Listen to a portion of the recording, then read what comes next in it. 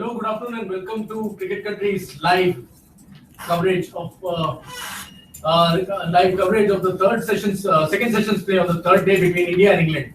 What is happening in the middle is India is in a very strong position as of now. In reply to England's first innings total of 537, India have reached at 228 runs for just loss of one wicket.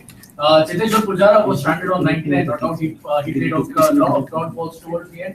Otherwise, he would have got his ninth Test century, probably second against England, and only Vijay is also into his late 80s. What they have done is they have produced a very strong batting this week, trailing 109 runs to avoid the follow-ons and 309 runs overall. How many do you think India should be getting on the first inning? Do you see India getting a first inning lead from this position? They should definitely try and do that because their fielding and bowling was not good, and they've batted pretty well so far. I like Pujara's intent in this particular innings. The strike rate is right up there at 62, correct. And probably Vijay, he's been a bit slow, but again he's been very solid. Correct. And the lead was not to lose a lot of wickets and ensure that India won't be losing the match. Correct. So I think this approach was fine, and India need to get as many runs as possible and close to England's total.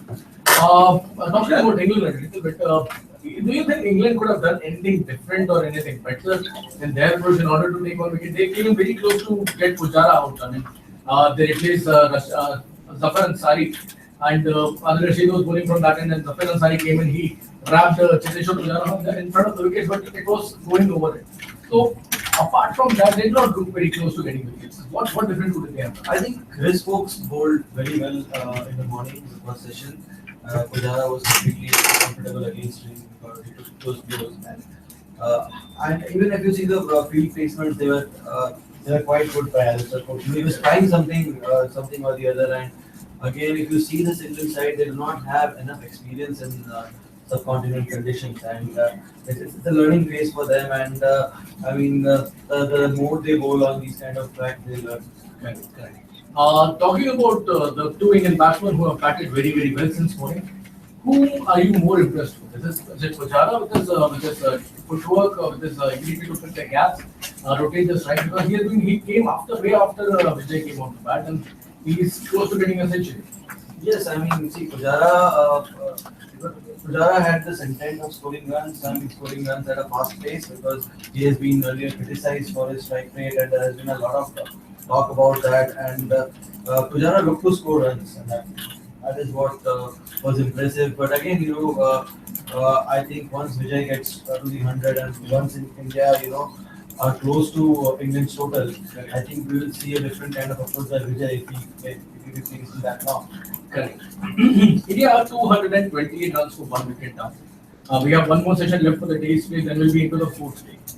Somewhere the draw is there in the horizon, but how do even India and England can approach this contest with the objective of getting out the result?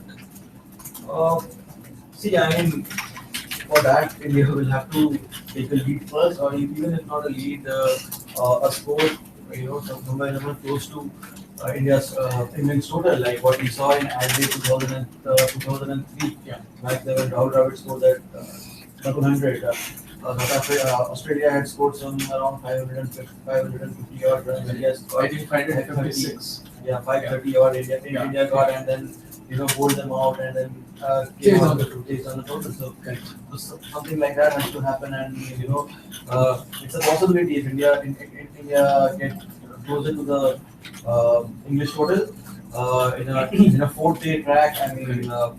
Ashwin, Jadeja, Mishra will be more than high. And we will see the pitch rotating slightly. There has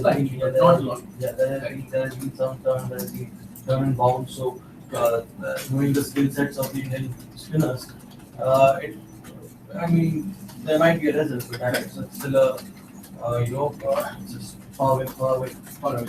Talking about England's perspective, from the English perspective, they still have a lead of more than 300 runs in the first innings. If they are able to bowl in India out early, which does not look like happening as of now, because their bowlers, their captain, they have tried all their strategies so far and they have failed. Keeping the Indian perspective in mind, if India are able to rub off at least 150 or more runs in the final session, because in the final session yesterday also India batted very, very positively.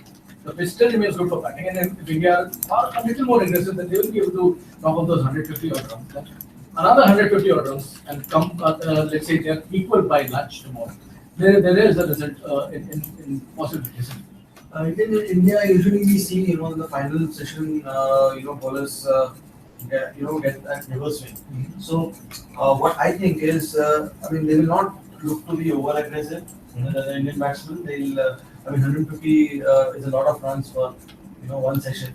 So, even if they get somewhere around, 100 runs, and if they, at max, if they lose another wicket, I think they will be pretty happy with the session. And once they, you know, ensure that the follow-on is saved and they're nearing the English total, I think we'll see a change in approach. And then there are the likes of Riddhiman Saha, Ravindra Jadeja, Ashwin, and all these guys, who can accelerate the scoring. This is all we have for now. Keep following cricket.com for all the updates. We'll be back after the end of the day's play on the third day. As of now, India in a very strong position, 228 for 1. If they keep going on in the same fashion, they are likely to take lead against England in the first innings. Thank you for tuning in. We'll be back.